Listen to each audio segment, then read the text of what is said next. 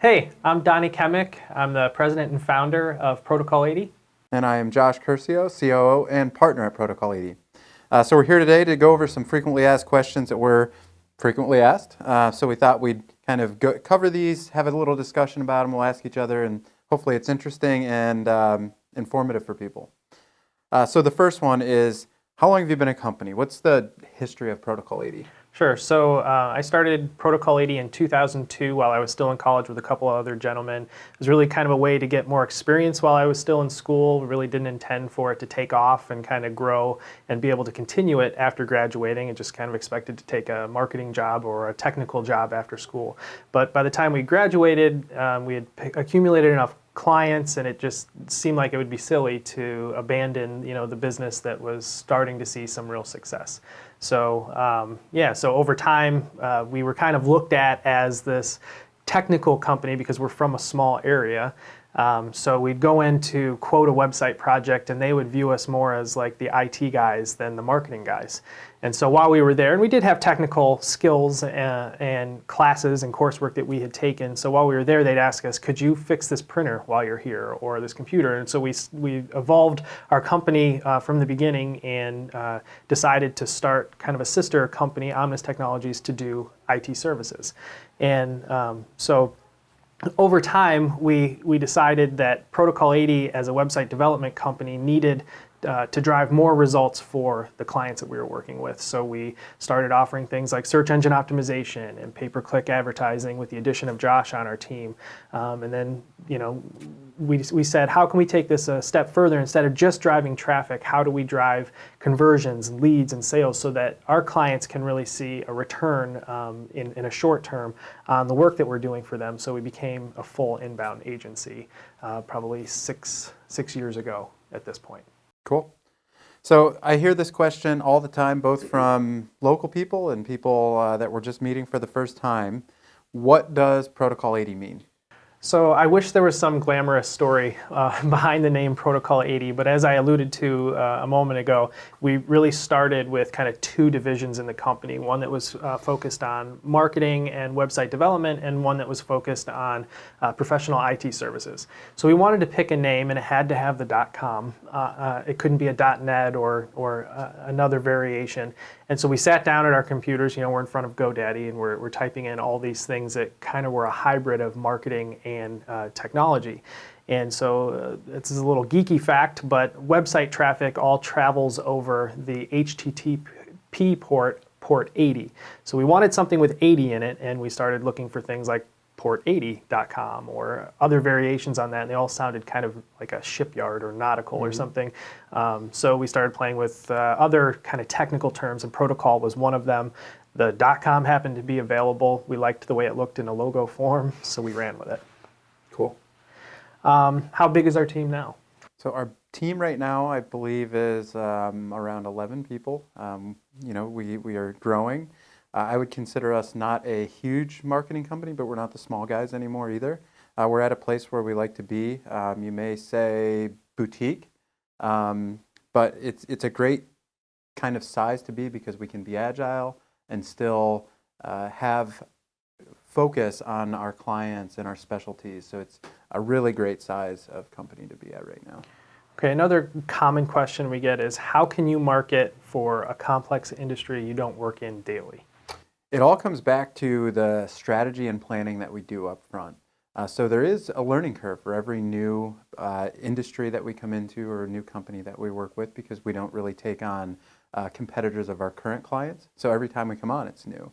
But we really work with our partners to understand what they do, how they help solve the problems of their customers, and then also talk to some of their customers as well. So it really gives a great understanding. But then our team works so closely with them over time, writing content and whatnot, that they become very familiar. And a lot of times, honestly, they probably learn more and are very knowledgeable more knowledgeable than a lot of the people that are on the floor about some things, because they are working in it so often, so much, and doing a lot of research.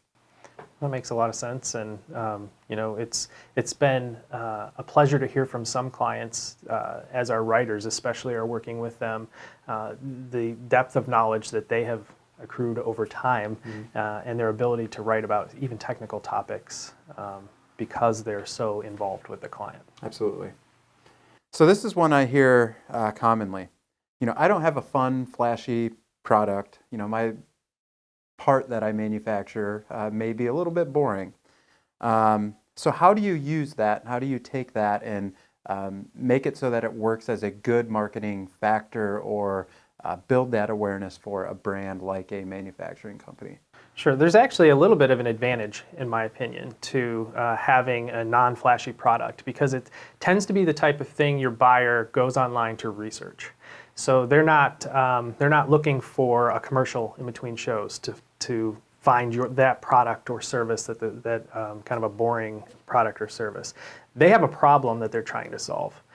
Maybe it's a new engineering approach that they're taking, and they have a complex situation that they've never tackled before. The first thing they're going to do is hop on Google and start searching. And so those boring products or services tend to be ones that take a lot of thought and research before you can make a buying decision on, which is a tremendous opportunity for especially manufacturers because they can build out a wealth of educational content on their website that really kind of brings the true sense of inbound marketing to them because they are putting out educational content that their buyer wants to find to help them solve this problem, and then making connections with them and turning them into leads that way. So I don't view it as much of a challenge really because there's less noise typically in the manufacturing space to solve those kind of complex problems that a typically boring product or service has to solve. Yeah. And, in our everyday world and these things that we're using that are manufactured, those boring parts, something has to go in there to manufacture. So it's really cool to see kind of the different components that are going into something else that becomes something that we use every day, a car, lawnmower, things like that. It's cool. And there's this, the general sense is like to the average Joe, it may be a boring product or service. You make powder metal parts or some other component, but to the actual target buyer, it's not at all boring. Right. They're very into it and do the research that the content can answer. Okay. So we commonly hear questions about budget, and I would say the most common one is, how does my budget impact what marketing output the Protocol 80 team can do on a monthly basis? Sure. So just like at your company, you've got staff, so you have so much capacity, and you have to pay for more staff and for them to be able to deliver more. Same thing, here. We can do an awful lot for a very reasonable budget, but if your climb to where you want to be goal-wise is substantial, you're going to have to invest more if you want to hit those goals in a short amount of time. So how the aggressiveness of our programs can very often be dictated by how much the client is willing to invest to hit those goals in a certain time frame. So it's very commonsensical. The more you're able to invest, the faster we can hit goals, and especially if there is a big climb to where you need to be. So if the goal is very aggressive. So certainly a shorter time frame is going to typically require more activity, which is going to require a little more investment up front. That makes sense. So another common question that we get is, can you target my niche buyer? Yes. Good so answer. No, that's pretty similar to the one that you mentioned above, the flashy or not having a flashy product to use or whatever service.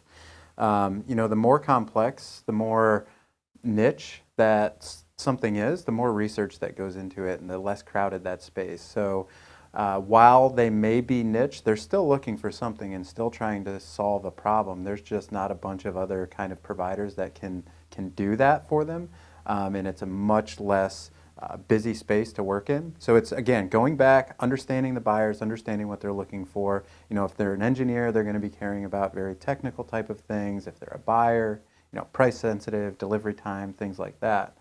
But I actually, again, I agree with you. I think the more niche and more complex it is, the easier it tends to be.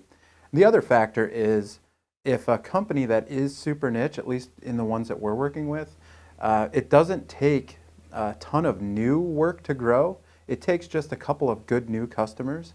So while there's not a ton of people out there searching for it, there's not a ton of people that you have to reach to help those growth goals. Right. Another really common question is how long is it going to take, for us from, the beginning of our relationship with Protocol 80 to see results? I wish that I had a magic 8 ball that was accurate and told me that. But unfortunately, it varies for everyone. Everyone's starting at a different point. Everyone's got different goals. Everyone's got different competition, and that marketing output that can be done is also going to impact that. So inbound is not a sprint. You can't start an inbound strategy and expect to see results the next day. It takes time for things to kind of build up and start to see the impact of it. But the nice thing is the benefits that come out of it are compounding. So you're continually seeing more and more traffic, more and more leads, and more sales from it. So there's not a perfect answer to that, but just understanding that it's going to vary based on budget, where you're starting, and where you want to be. Right. I would double emphasize that kind of what's your starting line right now. If you're in a situation where you just launched a new website and you're less than 1,000 visitors a month, your situation and the amount of investment and time it's going to take to ramp up to something that is being really productive for your sales pipeline, it's going to be a lot different than somebody who's coming to us with 10,000 visits a month to their website and they're already generating a decent amount of leads, but we need to optimize it and really kind of squeeze more leads out of that traffic they're already getting. So yeah, it's frustrating. It's frustrating for us just like it is the client to not be able to give a clear answer without a bunch of data to really understand the situation, the goals, and things like that. Yep. So I like this question. We're in Bradford, PA. I think the population is 8 to 10,000, something like that. Pretty small town. What's it like being an agency like ours in a small town? Challenges, advantages, disadvantages, things like that. Sure. So one of the advantages, in my opinion, is we're kind of in a central area to a lot of manufacturers that we can help. So geographically, we're positioned pretty well because we love working with manufacturers. There just happens to be a ton of them around us, too. So that works out really well.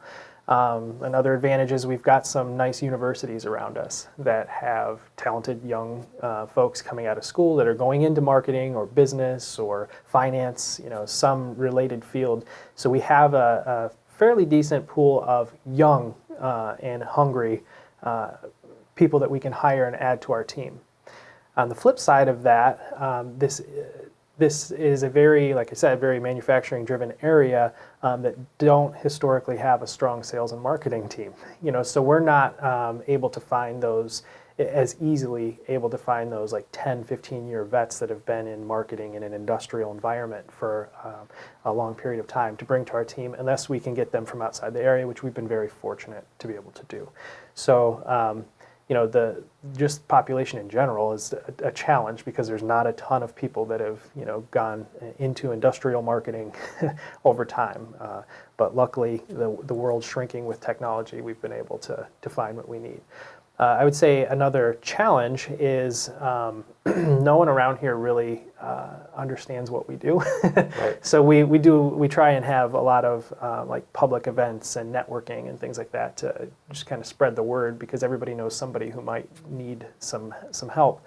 But there's just not a lot of education in our area around modern marketing. So that's where Josh comes in from a business development standpoint and able to educate prospects that come to us.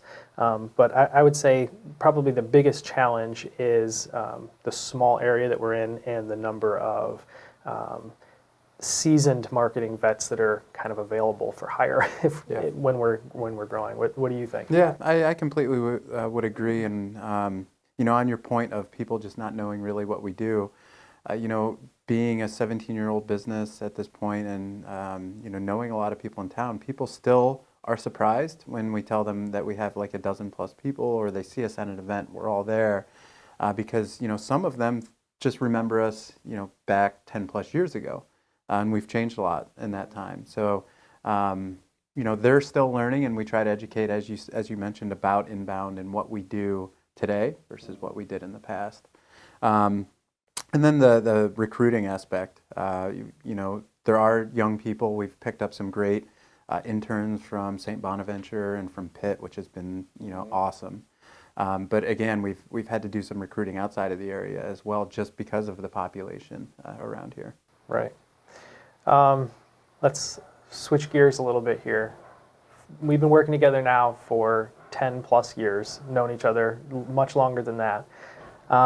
What is one of the funniest things that's happened in at least our 10 years working together? So hopefully my story's not the same as yours. My funniest one was, I would say maybe 6-7 months into when I joined the team in 2008. We went to a sales meeting with a client at the time down like near Du Bois, PA. Donnie drove, we went together, and he was in a little C-Class Mercedes, pretty small car. So this place where we were going was even more rural than here. So we're following the navigation, which wasn't as good back then as it is today, and it tells us to turn down this road. So we turn down this road in this little C-Class Mercedes, and it's off-road. Like it's, I would question if I had a Jeep, I would question taking my Jeep on this road.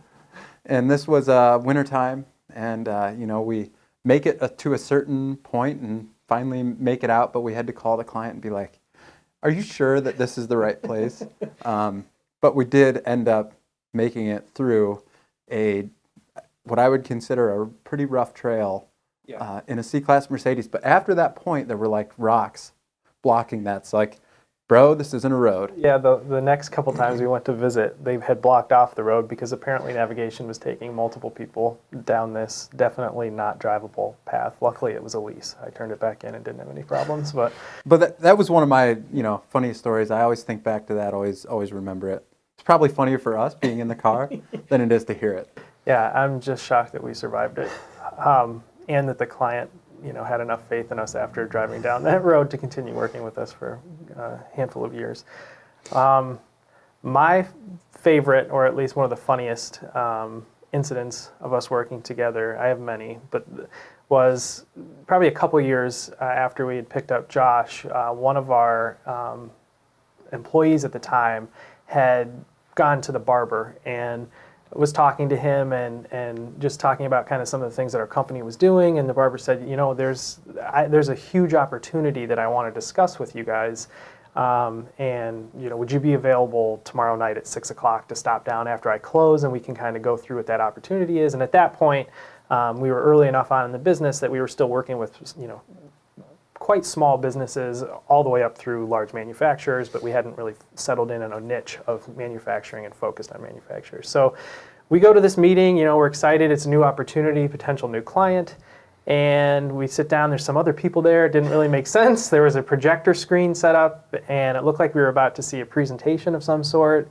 and it turned out that it was a giant pyramid scheme that they were pushing and promoting. So it wasn't really an opportunity for Protocol 80. It was more like, please join our pyramid scheme where you can become a gazillionaire by selling like overpriced soap and daily things that you use.